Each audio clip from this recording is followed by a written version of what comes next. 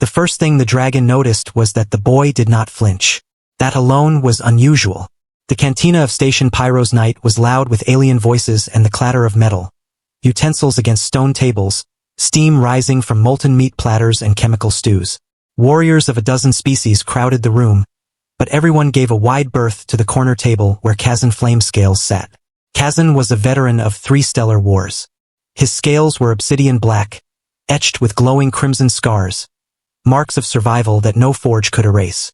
His wings were folded tight, talons resting on the floor, tail coiled like a sleeping weapon. Each breath released a faint curl of smoke from his nostrils. No one sat near him. No one ever did. Then came the human boy. He moved slowly, carefully, leaning on a pair of metal crutches, polished smooth by years of use. One of his legs was thin and rigid, wrapped in a mechanical brace that hummed softly with each step. His clothes were plain, his tray modest, nutrient bread, a bowl of soup, a cup of recycled water. The boy stopped at Kazun's table for a heartbeat. The cantina seemed too quiet. The boy looked up, meeting the dragon's burning eyes without fear, only a soft, hopeful uncertainty. The boy said gently, "Sir, could I share this table?" A hush fell like a dropped blade. The table no one dared approach. Kazun stared at the child. Humans were strange creatures, soft, fragile, yet they spread across the stars like wildfire. This one was clearly damaged. His scent carried old pain, metal and healing scars. He was young, smaller than most human adolescents, and carried himself like someone who had learned patience early. Kazun bared his teeth slightly, a reflex. Around the room, being stiffened. "Do you know who I am, hatchling?" Kazun rumbled, his voice vibrating the table. The boy nodded. "Yes, sir. And you still ask?" He hesitated, gripping his crutches tighter. "Every other table is full," he said honestly. "And I don't like eating alone." Something in that simple statement struck harder than any plasma round. Kazun glanced around. It was true. Every table was occupied, yet a full circle of empty space surrounded him like a moat around a fortress. Slowly, deliberately, the dragon pulled his massive tail inward. "You may sit," he said. Gasps rippled through the cantina. The boy smiled. "Thank you," he said, as if he'd been offered nothing more than a spare chair. The boy with the broken leg maneuvered carefully, setting his crutches aside before sitting across from the dragon. He bowed his head slightly, a human gesture of respect Kazun had learned during peace negotiations. "I'm Eli," the boy said. "From Earth." Kazun grunted. "Karun of the Ashen Brood." "I know," Eli said. "You defended the Frosian refugees during the Third Void conflict." Kazun's eyes narrowed. "You study wars." Eli shook his head. "My dad did. He was a medic. He used to tell me stories while I was in recovery." The dragon noticed how Eli's gaze briefly flicked to his braced leg. "Injury?" Kazun asked. "Bombing," Eli replied calmly. "Evac shuttle was late. I was 8. Kazun felt something coil uncomfortably in his chest. 8? That was an age for learning flight drills among dragonkind, not for surviving war. "You fear me?" Kazun asked suddenly. Eli looked surprised. "No, sir." "Why?" The boy considered this seriously. "Because you look lonely," he said. "And because my dad says the scariest people are usually the ones who had to protect others." Silence followed. Then quietly, Kazun exhaled smoke, a sound dangerously close to laughter. Hunters arrived halfway through the meal. The door slammed open, and the temperature dropped 3 degrees.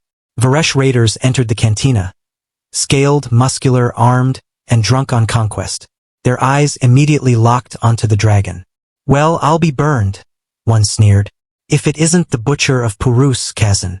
The Varesh were ancient enemies, survivors of a battle where Kazun had annihilated an entire war pack to protect civilian transports. "You sit with a human child now," another raider laughed. "How far the mighty fall." The cantina patrons shrank back. Eli froze. Kazun rose slightly, wings spreading just enough to promise violence. "Leave," he warned. One raider leaned forward, eyes glinting. "Or what? You'll burn us in front of the child." The leader's gaze shifted to Eli. "Careful." Eli stood slowly, planting his crutches firmly on the ground. "Please don't," the boy said. "I asked him to share the table. So if you're angry, be angry at me." The room went still. Kazun's heart thundered. "Sit down," he growled urgently to Eli. Eli shook his head. His voice trembled, but he did not step back. My dad taught me something, Eli said. He said, courage isn't standing when you're strong. It's standing when you're scared and someone else needs peace. The raiders burst into laughter, then stopped because Kazun stood. The unbelievable choice. The dragon moved with terrifying speed, but he did not attack. Instead, Kazun stepped in front of Eli, shielding him. The massive dragon lowered himself, wings folded, head bowed, placing his body between the boy and the raiders. I will not fight here, Kazun said. This child has claimed my table. To harm him is to declare blood war against the ashen brood.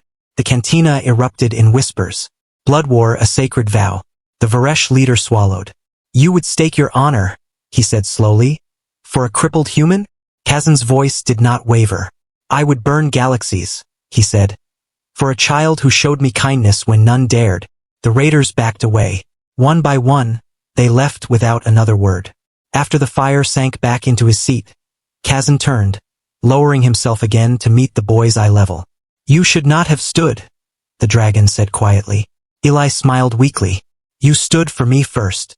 Something ancient and heavy settled into Kazun's soul. When the meal ended, he did something no dragon warrior had done in recorded history. He reached into the satchel at his side and removed a scale, black and crimson, warm with internal fire. He placed it gently on the table. A protection token, he said. From my brood. Wherever you travel, you will never eat alone again. Eli's eyes filled with tears. Thank you, he whispered as he left, leaning on his crutches. The cantina patrons slowly began to approach Kazun's table, one by one, because the most terrifying warrior in the station had just shown them something far more powerful than fire. Humanity. Years later, when the Interstellar Council asked why the Ashen Brood had allied permanently with humanity, Kazun Flamecale gave only one answer, because a broken child asked to share a table and reminded us what strength truly is. Please follow my channel for more videos. One click from you can change my life.